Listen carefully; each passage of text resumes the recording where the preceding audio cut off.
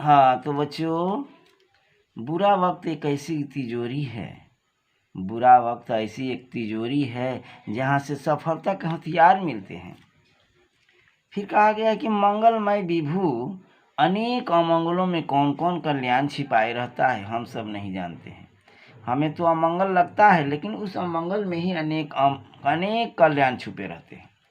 इसके बाद फिर और इंग्लिश में भी कहा गया है, what God does he does for our good. ईश्वर जो करते हैं उसे वो हमारी अच्छाई के लिए करते हैं, इसीलिए तो कहा गया what God does he does for our good. हाँ तो बच्चों, आज हम बहुत ही अच्छी टॉपिक लेकर आए जो कि मैट्रिक इंटर में बहुत ही घमासान तहलका मचाने वाला है। और जो हमारे यहाँ बिजली आती है, वो बिजली बल्ब जलते हैं, पंखे चलते हैं, या अन्य तरह के बहुत सारे कार्य होते हैं। और ये बिजली यानी करंट धारा कैसे बनती है, आज हम उसी टॉपिक को जानने वाले हैं कि यह कैसे बनाई जाती है, यह बिजली जो हमारे घरों के पास आती है। तो आइए, प्रत्यावर्ती धारा जनित्र, इसका नाम है प्रत्यावर्ती धारा जनित्र या डायनेमो, यानी एसी जनरेटर और डायनेमो, इंग्लिश में हम इसको कहते हैं प्रत्यावर्ती धारा, यानी एसी जनरेटर, एसी का मतलब alternative current generator, generator means जनित्र, और डायनेमो हुआ। तो डायनेमो क्या है भाई? तो देख लो, डायनेमो एक ऐसा यंत्र है जिसके द्वारा यांत्रिक ऊर्जा को विद्युत ऊर्जा में बदला जाता है, यानी मैकेनिकल एनर्जी को इलेक्ट्रिकल में एनर्जी में बदला जाता है। तो आपने समझ लिया होगा डायनेमो क्या है। एक ऐसा यंत्र है जिसके द्वारा यांत्रिक ऊर्जा को विद्युत ऊर्जा में बदला जाता है। और इसका सिद्धांत क्या है भाई? तो देख लीजिए, सिद्धांत है यह विद्युत चुंबकीय प्रेरण के सिद्धांत पर कार्य करता है। कौन सिद्धांत? विद्युत चुंबकीय प्रेरण के सिद्धांत पर कार्य करता है। तो सिद्धांत आप समझ गए होंगे कि यह विद्युत चुंबकीय प्रेरण के सिद्धांत पर कार्य करता है। हाँ भाई, बार बार ये पूछा जाता है एग्जाम में कि डायनेमो किस सिद्धांत पर कार्य करता है, तो आप हमेशा इसे अपने मस्तिष्क में रखेंगे कि यह विद्युत चुंबकीय प्रेरण के सिद्धांत पर कार्य करता है। अब आइए देखते हैं इसके बनावट। तो बनावट में कैसे कैसे बने हैं, डायनेमो में क्या क्या होता है, उसको हमें जानने की जरूरत है। तो बनावट में है, इसके निम्नलिखित भाग हैं। देख लो भाई, क्या क्या भाग हैं। पहला है क्षेत्र चुंबक यानी फील्ड मैग्नेट। यह क्या है? एन से एक वलय प्रबल नाल चुंबक होता है। देख लीजिए, एन और एस, यह एक प्रबल नाल चुंबक है ना, यही क्षेत्र चुंबक कहलाता है। दूसरा है इसका अंग, दूसरा पार्ट है आर्मेचर। आर्मेचर क्या है भाई? तो देख लीजिए, तांबे के तार की कुंडली ABCD होती है। देख लीजिए, ABCD, ये तांबे के तार की बनी एक कुंडली होती है जो नरम लोहे के बेलनाकार क्रोड पर लपेटकर बनाई जाती है। तो और कुंडली, क्रोड और धुरी, कुंडली, क्रोड और धुरी मिलकर, ये सभी मिलकर आर्मेचर कहलाता है ना। तो यह है कुंडली, क्रोड और धुरी, तीनों मिलकर के आर्मेचर कहलाते हैं। अब चलते हैं, अगला पार्ट है तीसरा, सर्पी वलय, स्लिप रिंग्स। R1 R2 यहाँ आप देख रहे हैं, R1 है, ये R1 है और ये R2 है।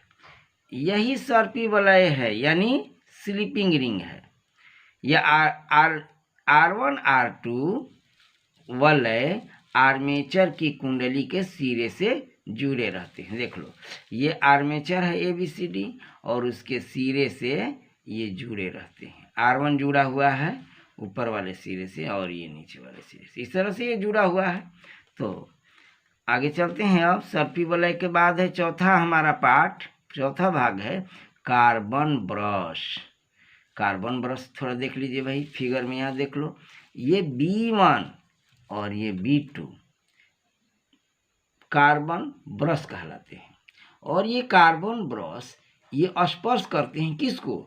सर्पी वलय को, यानी फिसलने वाले रिंग को। इसी R1 R2 रिंग से यह स्पर्श करते हैं। R1 स्पर्श किया है B1 से Ir2 स्पर्श किया है B2 से।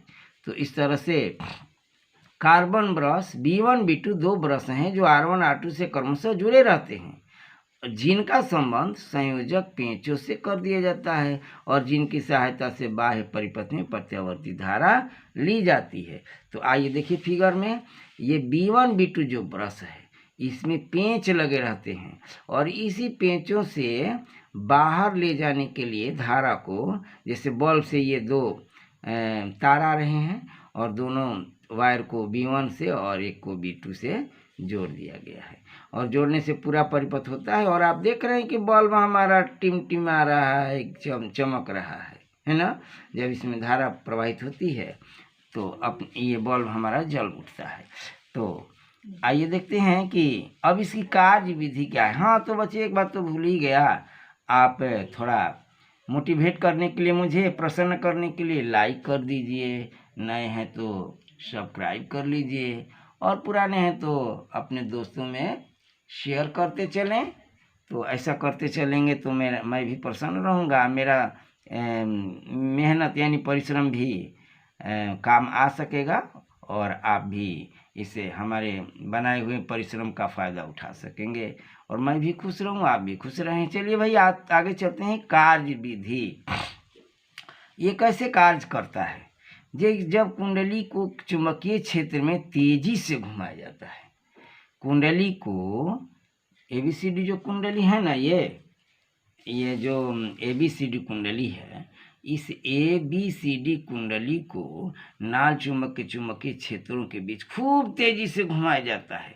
कितना तेजी से घुमाया जाता है कि 1 सेकेंड में 50 चक्कर लगा ले। 1 सेकेंड में 50 चक्कर लगावे, इतना तेजी से घुमाते हैं।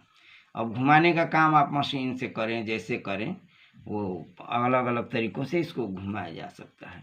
और घुमाने के बाद क्या होता है कि जब ही हम घुमाते हैं इसके चुंबकीय बल रेखाओं में परिवर्तन होता है और उस परिवर्तन के कारण अपने आप प्रेरित धारा प्रेरित हो जाती है और वही धारा ये आकर के बल्ब को जलाती है। इसी सिद्धांत पर हमारा ये जो घरों में बिजली आता है वो इसी सिद्धांत पर बनाया जाता है, यानी चुंबकीय क्षेत्रों के बीच में कुंडली को तेजी से घुमाया जाता है। ऐसा घुमाने से इसमें अपने आप धारा पैदा हो जाती है। देख लीजिए, ये धारा जो है ये तीर का निशान लगा है, ऐसे आ रही है और फिर ऐसे जा रही है और इस तरह से इसे घूमते घूमते फिर आ रही है और जा रही है। इस तरह से पूरा परिपथ हो जाता है। तो जब कुंडली को चुंबकीय क्षेत्र में तेजी से घुमाया जाता है तो चुंबकीय बल रेखाओं में, यानी कुंडली से संबद्ध चुंबकीय फ्लक्स में परिवर्तन होता है। घुमाने से क्या होता है, चुंबकीय बल रेखाओं में या चुंबकीय फ्लक्स में परिवर्तन होता है, अतः धारा प्रेरित होती है। उसी परिवर्तन से अपने आप धारा पैदा हो जाती है। एक पूर्ण चक्र में 2 बार धारा का मान महत्तम माने अधिकतम, खूब बहुत ज़्यादा धारा हो जाता है, तथा फिर 2 बार न्यूनतम हो जाता है। यानी धारा एक बार धीरे धीरे बढ़ती है और फिर धीरे धीरे बढ़ते बढ़ते तो एक बार महत्तम हो जाती है, फिर घटते घटते 0 हो जाती है, न्यूनतम हो जाता है, फिर बढ़ना शुरू करती है, फिर घटना शुरू। इस तरह से बार बार एक पूरा चक्कर लगाने में धारा 2 बार महत्तम और 2 बार न्यूनतम होती है। कुछ समय तक धारा एक दिशा में और उतने ही समय तक धारा विपरीत दिशा में प्रवाहित होती है। ऐसी धारा को हम प्रेरित धारा कहते हैं और इसका फिगर भाई ऐसे होता है, देख लीजिए, इसका फिगर ऐसे होता है ना। इस तरह से धारा बढ़ते बढ़ते यहाँ महत्तम आ गई और फिर यहाँ से घटते घटते 0 हो गई, फिर बढ़ते बढ़ते यहाँ महत्तम हुई और फिर घटते घटते 0 हो गई। एक पूरा चक्कर लगाने में, ऊपर से आधा चक्र है, नीचे से आधा चक्र है, तो एक पूरा चक्र लगाने में धारा का मान 2 बार महत्तम और 2 बार न्यूनतम आता है। तो ये है प्रत्यावर्ती धारा उत्पन्न करने की विधि।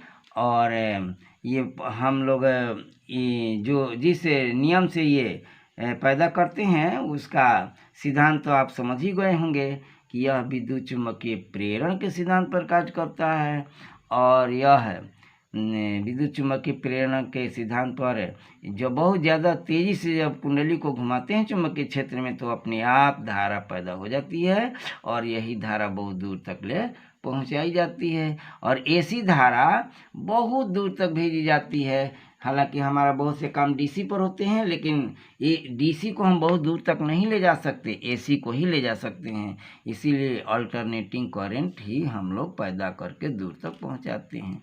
हाँ तो बच्चों, अब आप समझ गए होंगे। तो थैंक यू बच्चों।